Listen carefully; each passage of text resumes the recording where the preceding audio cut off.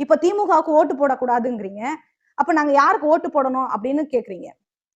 அதிகாரம் கொடுக்காத அதிமுகவுக்கு ஓட்டு போடணுமா? பிஜேபிக்கு ஓட்டு போடணுமா? இல்ல அவங்களுக்கு ஓட்டு போடணுமா? இல்ல இவங்களுக்கு ஓட்டு போடணுமா? இல்ல இப்ப புதுசா வந்திருக்கிற விஜய்க்கு ஓட்டு போடணுமான்னு கேக்குறீங்க. நான் ஒண்ணே ஒண்ணு தான் சொல்லுவேன். தலித் இயக்கங்கள், தலித் இயக்கங்கள், தலித் மக்கள் நீங்க வாழுற பகுதிகள்ல நேர்மையா ஒரு தலித் சுயேட்சையா அல்லது அம்பேத்கரின் பேர்ல தேர்தல்ல நிப்பாங்க. நீங்க அவங்களுக்கு ஓட்டு போடுங்க. நாம் தமிழர் சீமானை முதலமைச்சர் ஆக்குறதோ, விஜய முதலமைச்சர் ஆக்குறதோ, உதயநிதி ஸ்டாலினை முதலமைச்சர் ஆக்குறதோ நம்ம வேலை கிடையாது.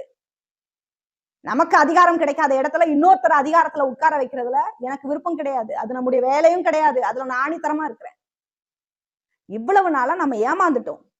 இனியும் நம்முடைய வாக்குகள் என்பது நாம அதிகாரத்துக்கு போகிறதுக்காக தான் இருக்கணும். அப்ப அந்தந்த பகுதிகள்ல அம்பேத்கர் இயக்கத்தின் பேர்ல நிப்பாங்க. அவங்களுக்கு போய் உங்களுடைய வாக்குகளை செலுத்துங்க. அந்த பிராக்டிஸ நீங்க பண்ணுங்க.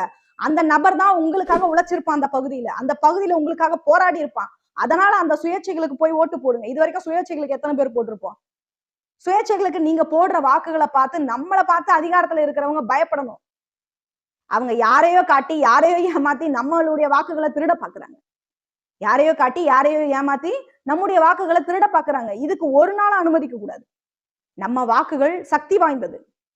அது நம்முடைய உரிமைக்கானதா இருக்கணும். நமக்கு அதிகாரம் கொடுக்காத எந்த கட்சிக்கும் நாம வாக்களிக்க வேண்டிய அவசியமே கிடையாது. எந்த பெயர்ல சனாதானம் நடந்தாலும் சரி, எந்த பெயர்ல சனாதானம் நடந்தாலும் அது சனாதானம் தான். சனாதானத்துக்கு பேரு பிஜேபியா இருந்தாலும் சரி, காங்கிரஸா இருந்தாலும் சரி, திமுகவா இருந்தாலும் சரி, அதிமுகவா இருந்தாலும் சரி, எல்லாமே சனாதானம் தான். சனாதனத்தின் பேர்ல தான் கட்சியும் ஆட்சியும் நடத்துறாங்க, நடத்திக்கிட்டு இருக்கிறாங்க. 70 வருஷமா திராவிட கட்சிகள் ஆட்சியில இன்னமும் இங்க தீண்டாமை கொடுமைகள் நடந்துகிட்டே தான் இருக்கு. வன்கொடுமைகள் நடந்துகிட்டே தான் இருக்கு. இங்கதான் கீழ்வெண்மணி நடந்தது. இங்கதான் இளவரசன் படுகொலை நடந்தது. இங்கதான் கோகுல்ராஜ் படுகொலை நடந்தது. சமீபத்துல கவினுடைய படுகொலை இங்கதான் நடந்தது. ஊரும் சேரியும் தனித்தனியா தானே இருக்குது இன்னும். அவங்களால அவங்க ஆட்சியால எந்த மாற்றமும் நம்முடைய மக்களுக்கு நிகழலன்றத நடக்கலங்கிறத புரிஞ்சுக்கோங்க.